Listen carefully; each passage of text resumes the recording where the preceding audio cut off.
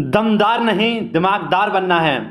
दमदार नहीं दिमागदार बनना है इस बार, क्योंकि इस बार जो टक्कर होने वाली है वो दमदार से नहीं दिमागदार से होने वाली है।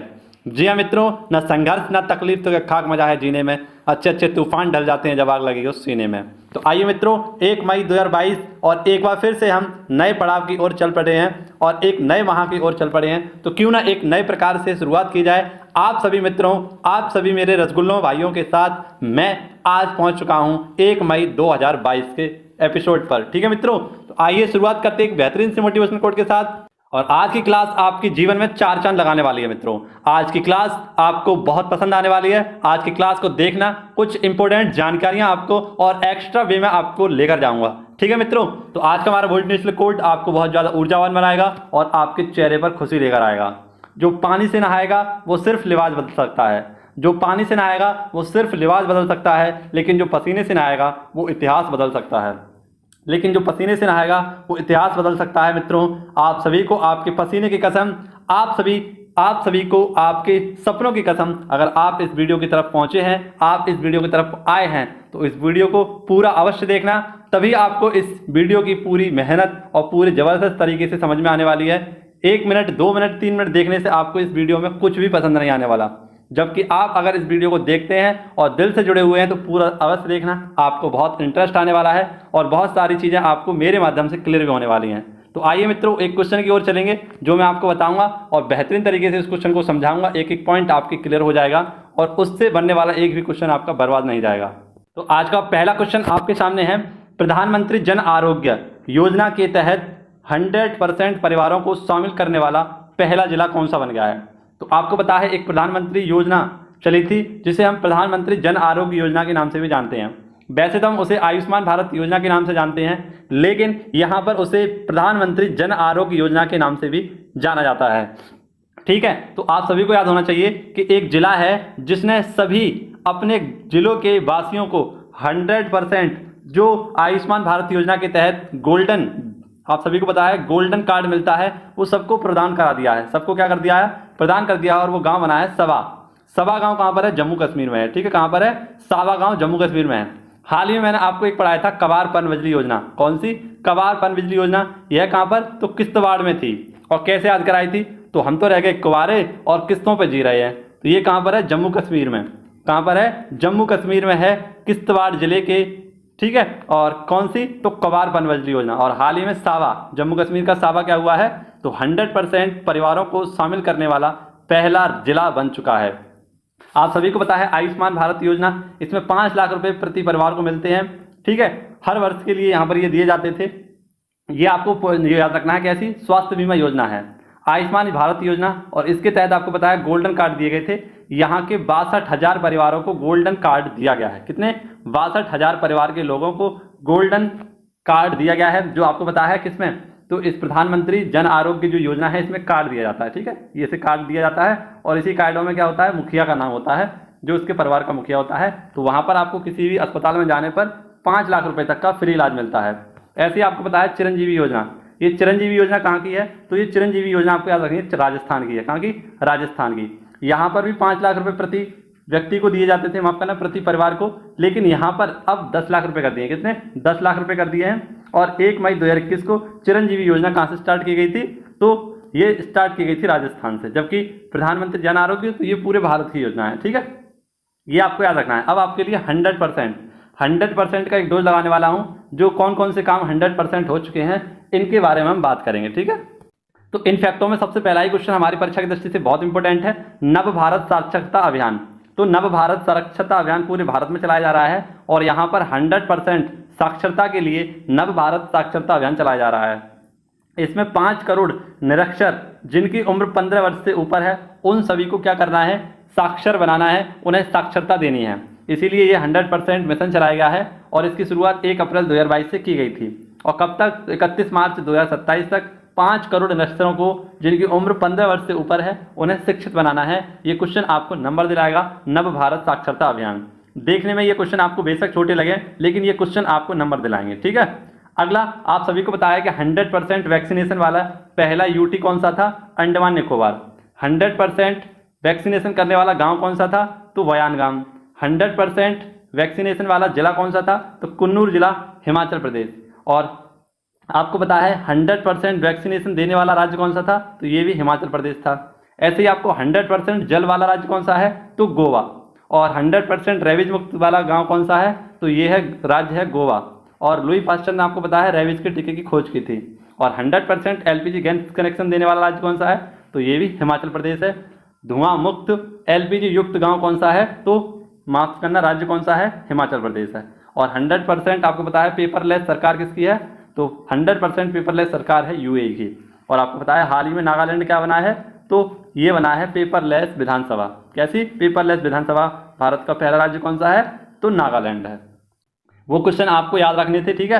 अब आपके लिए इंपॉर्टेंट और इसमें बेहतरीन सी जानकारियां आपको देने वाला हूं। क्वेश्चन नंबर 2, इसे आप पूरा अवश्य देखें और इसे अगर नोट डाउन करना चाहते हैं तो नोट डाउन भी कर लें, ठीक है। राष्ट्रीय अनुसूचित जाति आयोग कैसा मित्रों? आपको पता है ये आपके लिए पुराना ही क्वेश्चन है, राष्ट्रीय अनुसूचित जाति आयोग। लेकिन इसमें कुछ नया बताने वाला हूं, इसे आप याद करना और क्रम तरीके से याद करेंगे तभी से आप याद कर पाएंगे, है ना। तो नेशनल शेड्यूल कास्ट आपको पता है इसके अध्यक्ष कौन है? तो हाल ही में राष्ट्रीय अनुसूचित जनजाति, माफ करना, जाति आयोग के अध्यक्ष कौन है? तो विजय सांपला है। कौन है? विजय सांपला। इन्हें पुनः से बनाया गया है, विजय सांपला जी को। अब आपको पता है भारतीय संविधान के आर्टिकल 338 में अनुसूचित जाति क्या है? अनुसूचित जाति है। जैसे ये वाला हमारा दिख रहा है, ये किस कौन से आर्टिकल में है? ये है अनुसूचित जाति में, ठीक है। ऐसे ही आपको पता है कि एक संविधान संशोधन हुआ था, 89 संविधान संशोधन, और इसके तहत एक आर्टिकल जोड़ा गया 338A, और इसमें आया निकलकर अनुसूचित जनजाति आयोग। और इसके प्रेजेंट टाइम में हेड कौन है? तो ये है हर्ष चौहान। कौन है? हर्ष चौहान। ऐसे आपको याद रखना है कि 338B में ये 102वां संविधान हाल ही में हुआ था और इसमें पिछड़ा वर्ग आयोग जोड़ा गया। पिछड़ा वर्ग आयोग के अध्यक्ष कौन है? तो भगवान सिंह साहिनी। कौन है? भगवान सिंह साहिनी यहाँ पर पिछड़ा वर्ग आयोग के अध्यक्ष हैं और इसका आर्टिकल कौन सा है? 338B। ऐसे ही राष्ट्रीय अल्पसंख्यक आयोग, तो ये पुराना क्वेश्चन है, मैंने आपको बताया था और पुनः से मैंने आपको यहाँ पर समझाने की कोशिश की है। राष्ट्रीय अल्पसंख्यक आयोग के अध्यक्ष कौन है? तो इकबाल सिंह लालपुरा। इनको भी पुनः से नियुक्त किया गया था, इनके कार्यकाल में बढ़ोतरी की गई थी और राष्ट्रीय अल्पसंख्यक आयोग के अध्यक्ष बनाए गए, आपको पता है, इकबाल सिंह लालपुरा। क्वेश्चन नंबर 3 आप सभी को पता है नागिन डांस, और नागिन डांस खूब चल रहा है सर के यहाँ पर, तो इसी प्रकार से आज नागिन डांस वाला भी क्वेश्चन आपके सामने आया है। पूछा क्या है? अंतर्राष्ट्रीय नृत्य दिवस। तो अंतर्राष्ट्रीय नृत्य दिवस कब मनाते हैं? प्रत्येक 29 अप्रैल को इसे मनाते हैं। यहाँ से आप लोग याद रखना, है ना, यहाँ से आप सब लोग याद रखना कि 29 अप्रैल को क्या बनाते हैं? राष्ट्रीय नृत्य दिवस बनाते हैं। और इसे किसके द्वारा? तो यूनेस्को के द्वारा 1982 से इसे बनाने की घोषणा कर दी गई थी। अब आपके लिए कुछ इंपॉर्टेंट लिस्ट लेकर आया हूं, उस लिस्ट को देखना आपको। इसमें मैं आपको पहले तो सारे शास्त्रीय नृत्य करा दूंगा कि कौन कौन से हमारे शास्त्रीय नृत्य हैं। 8 हमारे शास्त्रीय नृत्य हैं, है ना, और आपको कुछ बेहतरीन सी जानकारियां दूंगा, इनको भी देखना। तो जैसा कि आप स्क्रीन पर देख सकते हैं प्रमुख राज्य के लोक नृत्य, तो जम्मू कश्मीर का लोक नृत्य है राउफ। कौन सा मित्रों? राउफ। उत्तराखंड का नृत्य है कजरी और रासलीला और नौटंकी। ऐसे ही हिमाचल प्रदेश का तो डांगी, थाली और छपेली। उत्तर प्रदेश का आपको पता है नौटंकी, रासलीला और कजरी। नौटंकी, रासलीला और कजरी कहाँ का है? तो ये उत्तर प्रदेश का है। राजस्थान का आप सभी लोग जानते हैं घूमर और पनिहारी। गुजरात का गरबा और डांडिया। महाराष्ट्र का तमाशा और लावनी। पंजाब का भांगड़ा और गिद्दा। कौन सा? पंजाब का भांगड़ा और गिद्दा। ऐसे ही छत्तीसगढ़ के 2 प्रमुख आपको याद रखने हैं। कौन कौन से? तो छत्तीसगढ़ के 2 प्रमुख आपको याद रखने हैं। एक आपको याद रखना है पिंडवानी, पिंडवानी नृत्य याद रखना है। कर्मा, झूमर याद रखना है। और झारखंड का आपको छऊ, सरहुल और विदेशिया याद रखना है। ऐसे उड़ीसा का ओडिसी और धूमरा। आंध्र प्रदेश का आपको पता है एक बहुत फेमस है कुचिपुड़ी, लेकिन यहाँ पर आपको याद रखना है कुचिपुड़ी के साथ साथ कुम्मी। कौन सा? कुम्मी। अरुणाचल प्रदेश का मुखौटा, अरुणाचल प्रदेश का मुखौटा नृत्य और युद्ध नृत्य आपको याद रखना है। वहीं पर गोवा का मांडी और दक्कनी। कौन सा? मांडी और दक्कनी। पश्चिम बंगाल का अगर हम आपसे बात करें यात्रा और ढाली, यात्रा और ढाली याद रखना है। नागालैंड का चोंग और लिम, नागालैंड का चोम और लिंग। ऐसी कर्नाटक का यक्षगान, कर्नाटक का यक्षगान याद रखना है। केरल का यहाँ पर आपको याद रखना है मोहिनी अट्टम, और यहाँ पर आप देख लीजिए थुलाल। कौन सा? थुलाल। मणिपुर का नटरास और रखाल। तमिलनाडु का भरतनाट्यम और कोल्टम। ऐसी मेघालय का बांग्ला और लाहू। तो ये आप सभी के मित्रों क्या थे? कुछ प्रमुख डांस थे जो आपको मैंने छोटा सा प्रैक्टिस लगवाया है 2 मिनट का। आप सभी को पसंद आया हो, अच्छा लगा हो तो एक बार वीडियो को लाइक कर देना और अपने दोस्तों के साथ अगर अभी तक शेयर नहीं किया है, अगर मैं आप पर विश्वास बना चुका हूं तो इस वीडियो को एक बार शेयर कर देना और उस सब्सक्राइब वाले बटन को नहीं दबाया है तो एक बार उसको भी दबा लेना। अगला क्वेश्चन है आपका क्वेश्चन नंबर 4 और इसमें आपको ताजमहल संबंधित 2 जानकारियां दूंगा, यानी आगरा संबंधित 2 जानकारी दूंगा, इन्हें आप नोट डाउन करिएगा। पहले करंट अफेयर क्वेश्चन देखते हैं। वैक्यूम आधारित सीवर सिस्टम, वैक्यूम आधारित सीवर सिस्टम वाला पहला शहर कौन सा बना है? तो ये बना है आपका आगरा। ऐसे ही आपको याद रखना है कि ग्रीन बॉन्ड जारी करने वाला पहला शहर कौन सा था? तो जिला गाजियाबाद। कौन सा था? जिला गाजियाबाद। कैसा? तो ग्रीन बॉन्ड जारी किया था उन्होंने, ठीक है। अब आपको याद रखना है कि सुर सरोवर ताल, ये सुर सरोवर ताल कहाँ पर पड़ता है? ये आगरा में ही पड़ता है और आपको पता है इसे रामसर साइट में कुछ समय पहले शामिल किया गया था। ऐसे ही ताजमहल, तो ताजमहल आपको पता है वर्ल्ड हेरिटेज साइट में 1983 में शामिल किया गया था। कब? 1983 में ताजमहल को शामिल किया गया था। यहाँ पर इस पॉइंट को आपको याद रखना है। ऐसे ही अगर मैं आपसे बात करूँ कि कुछ और हेरिटेज साइट है हमारी, आगरा का किला, ये भी कब किया गया था मित्रों? 1983 में ही किया गया था। अजंता की गुफाएं भी 1983 में ही शामिल की गई थी, है ना। और आपको पता है काजीरंगा, केवला देव, कंचनजंगा, ये सब किस में है? तो वर्ल्ड हेरिटेज साइट में शामिल हैं। क्वेश्चन नंबर 5 आपके सामने है और बेहतरीन क्वेश्चन, इंपोर्टेंट क्वेश्चन आप सभी के लिए, लल्लन टॉप क्वेश्चन है ये हमारी परीक्षा में बनने वाला है। किसे इंडियन बिल्डिंग कांग्रेस, किसे इंडियन बिल्डिंग कांग्रेस IBC में बेस्ट इंफ्रास्ट्रक्चर प्रोजेक्ट का पुरस्कार मिला है? तो बेस्ट इंफ्रास्ट्रक्चर आखिरकार होता क्या है? मान लीजिए आपने कोई बिल्डिंग बनाई है ना, ये बिल्डिंग और इसका इंफ्रास्ट्रक्चर ये हो गया है ना, उसको खड़ा कर दिया आपने, उसको आर्किटेक्ट कर दिया बहुत अच्छा करके, है ना। या कोई आपने कोई सुरंग बनाई तो उसे बहुत अच्छा डिजाइन कर दिया, तो इसी के लिए दिया जाता है बेस्ट इंफ्रास्ट्रक्चर प्रोजेक्ट पुरस्कार। जैसे आपको पता है म्यूजियम ऑफ द वर्ल्ड बना है ना, फ्यूचर ऑफ द वर्ल्ड बना है। ये क्या है? एक खूबसूरत क्या है, आप सभी को याद रखना चाहिए, इमारतें हैं। ऐसे ही भारत में सबसे खूबसूरत इंफ्रास्ट्रक्चर का जो पुरस्कार मिला है वो किसे मिला है? तो आप सभी ने पढ़ा होगा अटल सुरंग। कौन सा मित्रों?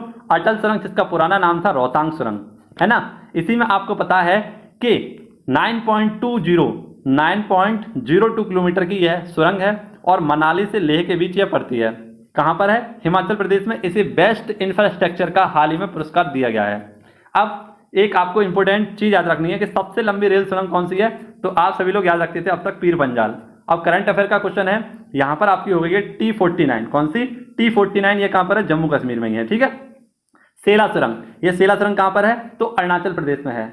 जोजिला सुरंग आपको याद रखना है, ये श्रीनगर और लेह के बीच है, यानी लेह से श्रीनगर को जोड़ती है। जिस प्रकार से अगर मैं बताऊं आपको, ये मनाली है, ये हमारा लेह है और ये हमारा मान लीजिए श्रीनगर है।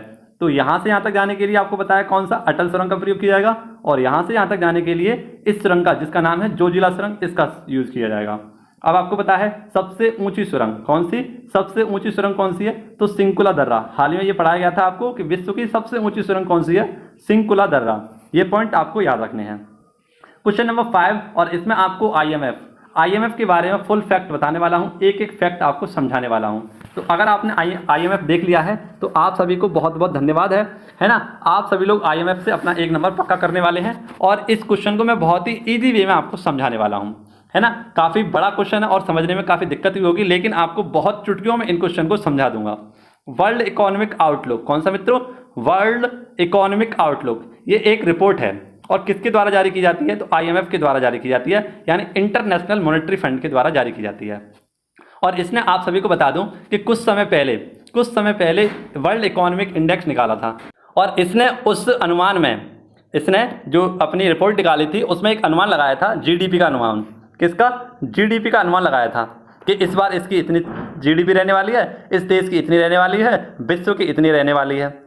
लेकिन आपने क्या किया? इसने अब यहाँ पर उसने क्या किया कि GDP के पूर्वानुमान को घटाकर पुनः से GDP को जारी किया और इसने बताया कि भारत की GDP 2022 में कितनी रहने वाली है? 8.2% रहने वाली है। कितनी? 8.2% भारत की GDP रहने वाली है 2022 में। वहीं पर वर्ल्ड की बात करें तो वर्ल्ड की GDP रहने वाली है 3.6%। कितनी? 3.6%। और यहाँ पर आपको याद रखना है एक विशेष खबर है, यहाँ पर इस बार नेगेटिव GDP भी निकल कर आई है। किसकी है ये नेगेटिव GDP? तो रूस की। और कितने नेगेटिव में गई है? तो -8.5% GDP नेगेटिव है। किसकी? तो रूस की। यहाँ पर किसकी? रूस की। ये पॉइंट आपको याद रखना है। 2023 में भी रूस की GDP माइनस में ही रहने वाली है। अब आपके लिए स्पेशल फैक्ट IMF के, तो IMF को समझना कि IMF क्या है, ये क्या बला है और हमारे लिए क्यों इंपॉर्टेंट है।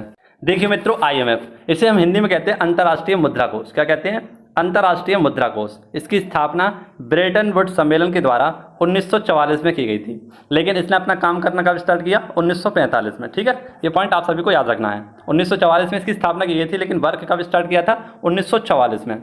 इसका हेडक्वार्टर वॉशिंगटन DC में है, और वॉशिंगटन DC कहाँ पर है? USA में, है ना। अब आपको याद रखना है कि इसमें एक इसका जुड़वा बहन है, उस जुड़वा बहन का नाम है वर्ल्ड बैंक। क्या नाम है? World bank. क्योंकि इन दोनों की स्थापना इस ब्रेटन वुड्स सम्मेलन के तहत ही हुई थी, इसलिए इन दोनों को जुड़वा बहन की संज्ञा दी जाती है। ठीक है, वर्ल्ड बैंक इसका हेडक्वार्टर भी कहाँ पर है? तो वॉशिंगटन DC में ही है। अब आप सभी को याद होना चाहिए कि इसमें प्रेजेंट टाइम में 190 देश हैं। कितने? 190 देश हैं, और इसका 190वां देश है एंडोरा, और इसकी हेड है कौन? तो क्रिस्टलिना जॉर्जिवा। और ये क्रिस्टलिना जॉर्जिवा कहाँ की है? ये है, आप सभी को याद रखना चाहिए, बुल्गारिया। कहाँ की हैं? बुल्गारिया की हैं ये क्रिस्टलिना जॉर्जिवा। जिस प्रकार से हमने पढ़ाया था आपको, कौन? तो आपको याद होना चाहिए चाची जी, और चाची जी कहाँ की हैं? नाइजीरिया की, यानी कि नागोजी ओंकाजा-इवेला WTO की पहली महिला निदेशक कहाँ की हैं? नाइजीरिया की। इसी प्रकार से क्रिस्टलिना जॉर्जिवा कहाँ की हैं? तो ये हैं बुल्गारिया की। ठीक, अब आपको बताया इसकी एक मुद्रा है, और इसकी मुद्रा का नाम है SDR यानी स्पेशल ड्राइंग राइट्स, इसकी मुद्रा का नाम है। और इसमें कौन कौन सी मुद्राएं शामिल हैं? तो इनको मैंने लिख दिया है, जैसे डॉलर शामिल है, यूरो शामिल है, पौंड शामिल है, येन शामिल है, और युआन शामिल है। ठीक है, युआन। अब आप सभी को कमेंट बॉक्स में एक छोटा सा काम करना है। कमेंट बॉक्स में आपको अपनी ज्ञान का थोड़ा सा परिचय मुझे देना है। आप सभी को बताना है कि 5R वाली, कौन सी मित्रों? 5R वाली मुद्रा रखने वाला कौन सा संगठन है? ठीक है, कौन सा संगठन है जो 5R की मुद्रा रखता है? इस पॉइंट को आप सभी लोग बताना, आप सभी को नंबर मिलने वाले हैं। IMF, इसमें कुछ समय पहले भारत की एक भारतवंशी थी, मुख्य अर्थशास्त्री थी गीता गोपीनाथ। कौन थी? गीता गोपीनाथ। लेकिन इनके स्थान पर नया आ चुके हैं मुख्य अर्थशास्त्री, ये हैं पियरे ओलिवर। कौन है? Pierre Oliver. यहाँ पर इनका नाम आपको याद रखना है, पियरे ओलिवर। कौन है? तो पियरे ओलिवर IMF के मुख्य अर्थशास्त्री हैं। जो पहले कौन थी इनके स्थान पर? तो गीता गोपीनाथ थी। ठीक है, क्वेश्चन नंबर 6, लास्ट का जो हमारा क्वेश्चन आने वाला है, उसमें आपको और ज़्यादा मजा आने वाला है। उन क्वेश्चनों को आप देखना, और 20 मिनट की इस वीडियो में आपका सारा का सारा करंट अफेयर तबाह हो जाएगा। इस 20 मिनट के भंडारे में आपका मजा आने वाला है, 100% आपको नंबर फंसने वाला है। ठीक है, तो क्वेश्चन नंबर 6 देखिए, स्वदेशी नेविगेशन गगन का उपयोग करके विमान की लैंडिंग किसने की है? तो हाल ही में कैसा? गगन। गगन हमारा क्या है? एक नेविगेशन सिस्टम है जिसका यूज विमान लैंडिंग कंपनियां करेंगी। कौन करेंगी? विमान उड़ाने वाली कंपनी करेंगी। और पहली बार इसका यूज किसने किया है? तो इंडिगो एयरलाइंस ने इसका यूज किया है। किस विमान के द्वारा? तो ATR-72 इसके द्वारा इन्होंने लैंडिंग की है। और लैंडिंग कहाँ पर की है? तो किशनगढ़ एयरपोर्ट पर। किशनगढ़ एयरपोर्ट कहाँ पर है? राजस्थान में है। आप सभी को पता है ये किशनगढ़ एयरपोर्ट तो राजस्थान में है, लेकिन अगर आपसे पूछा जाए किशनगंज, ये किशनगंज कहाँ पर है? तो कुश्ती की सबसे बड़ी अकादमी खुलने वाली है कहाँ पर? दिल्ली में। यहाँ पर इस पॉइंट को आप याद रखना, यहाँ पर मैंने थोड़ा सा क्लू करके आपको बताने की कोशिश की है। अब गगन, ये हमारे भारत का स्वदेशी नेविगेशन सिस्टम है। किसके द्वारा? तो एयरपोर्ट अथॉरिटी ऑफ इंडिया और इसरो की मदद से इसे बनाया गया है। ठीक है, भारत का स्वदेशी क्या है? नेविगेशन सिस्टम है। GPS कहाँ का है? ग्लोबल पोजीशन सिस्टम, ये USA अमेरिका का है। नाविक भारत का है, ये स्वदेशी क्या है? नेविगेशन सिस्टम है। जिस प्रकार से आप मान लीजिए गूगल मैप खोलते हैं, तो गूगल मैप में आपको GPS ऑन करना पड़ता है, तो वो GPS कहाँ का है? अमेरिका का है। लेकिन भारत का GPS के नाम का क्या है? यहाँ पर GPS का नाम है नाविक। ऐसे ही उड्डयन मंत्रालय के मंत्री कौन है? तो आपको याद रखना चाहिए, ये है ज्योतिरादित्य सिंधिया। ठीक है, तो यहाँ पर ये हवाई जहाज से आपको क्वेश्चन याद रखने थे कुछ। अगला क्वेश्चन है, थल सेना के उप प्रमुख, हाल ही में थल सेना के उप प्रमुख को भी बना दिए गए हैं। कौन?